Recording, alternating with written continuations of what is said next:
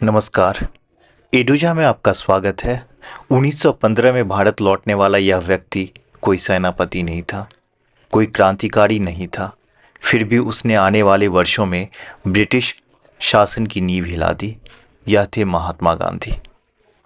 लेकिन क्या आप जानते हैं, गांधी ने भारत लौटते ही कोई बड़ा आंदोलन शुरू नहीं किया।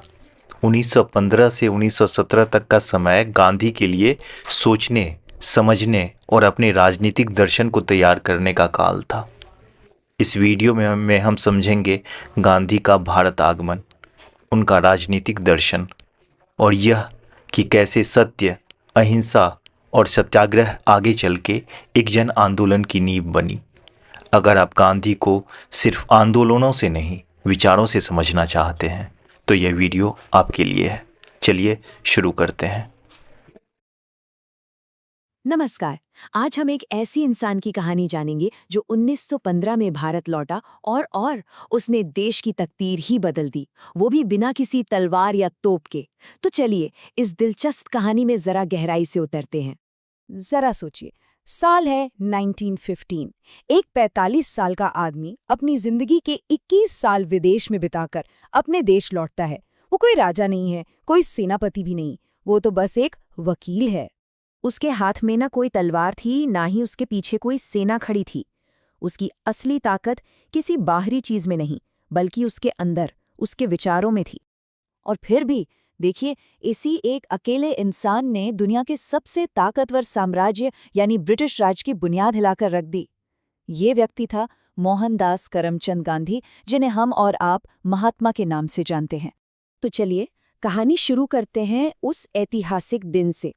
तारीख थी 9 जनवरी 1915।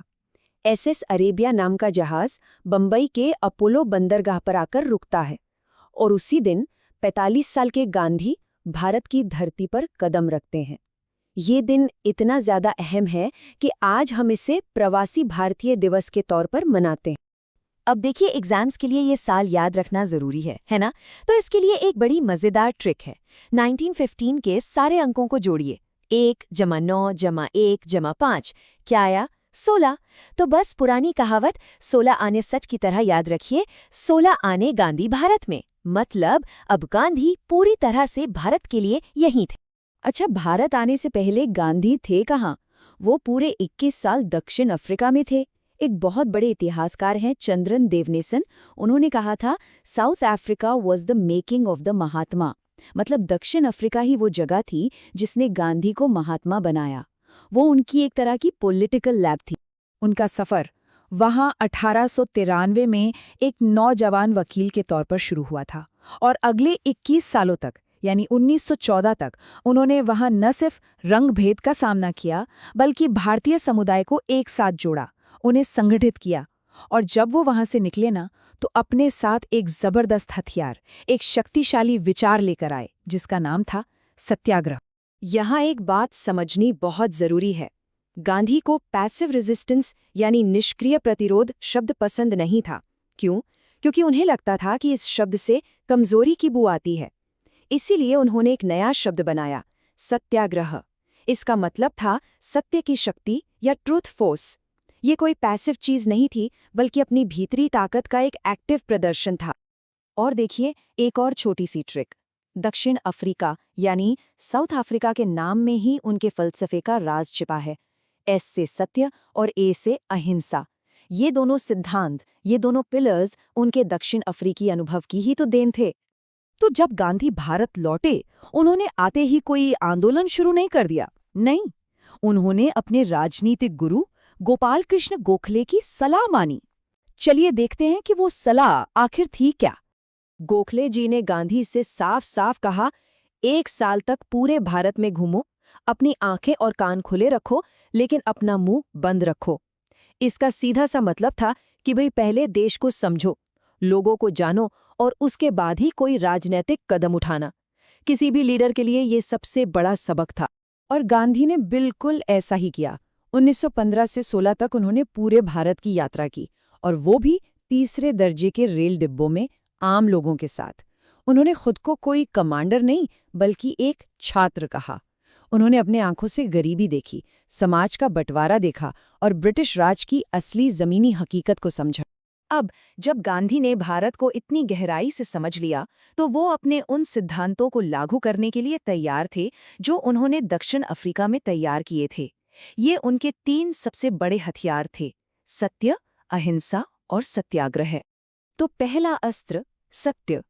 गांधी के लिए तो सत्य ही भगवान था। वो मानते थे कि राजनीति का आधार हमेशा नैतिक होना चाहिए, और ये नैतिकता सिर्फ और सिर्फ सत्य से ही आ सकती है। ये हमारी अंतरात्मा की आवाज है, जिसे हर हाल में सुनना ही चाहिए। दूसरा अस्त्र अहिंसा। यहाँ एक बहुत बड़ी गलतफहमी को दूर करना जरूरी है। गांधी की अहिंसा का मतलब कायरता या कमजोरी बिल्कुल नहीं था। ये तो वीरों का हथियार था। ये एक ऐसी एक्टिव नैतिक शक्ति थी जो नफरत को प्यार से जीतती है। और अब आते हैं उनके तीसरे और सबसे शक्तिशाली सिद्धांत पर, सत्याग्रह। इसको समझने के लिए एक मास्टर ट्रिक है। बस SATYA, ये 5 अक्षर याद रखने हैं। S से सेल्फ सफरिंग यानी अन्याय के खिलाफ खुद कष्ट सहना। A से अहिंसा यानी मन, वचन और कर्म से हिंसा ना करना।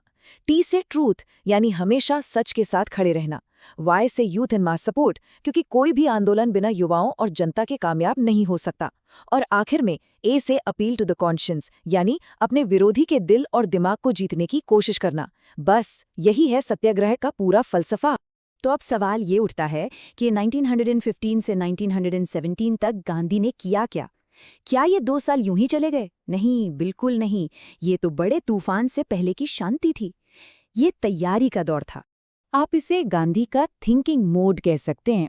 इसी दौरान उन्होंने साबरमती आश्रम बनाया, जो उनके विचारों की एक प्रयोगशाला बना।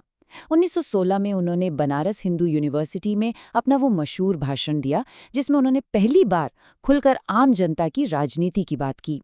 ये सब 1917 के चंपारण आंदोलन से पहले की वैचारिक जमीन तैयार हो रही थी। और आखिर में गांधी की शुरुआती राजनीति को याद रखने के लिए एक सुपर ट्रिक है, GSAM फॉर्मूला। G से उनके गुरु गोखले, S से उनका सिद्धांत सत्य, A से उनका तरीका अहिंसा और M से उनकी रणनीति मास पॉलिटिक्स यानी जन राजनीति। तो सार ये है कि 1915 से 1917 का जो समय था वो गांधी के विचार का दौर था, और 1917 के चंपारण सत्याग्रह के बाद गांधी के आंदोलन का युग शुरू हुआ। पहले विचार, फिर एक्शन। शायद यही उनकी कामयाबी का सबसे बड़ा राज था। अगर आपको गांधी के विचारों को समझने का ये कहानी वाला अंदाज पसंद आया तो हमारे साथ जुड़े रहिएगा। हम ऐसे ही इतिहास के और भी ज़रूरी विषयों को दिलचस्प तरीके से सामने लाते रहेंगे। चैनल को सब्सक्राइब करना मत भूलिएगा। धन्यवाद।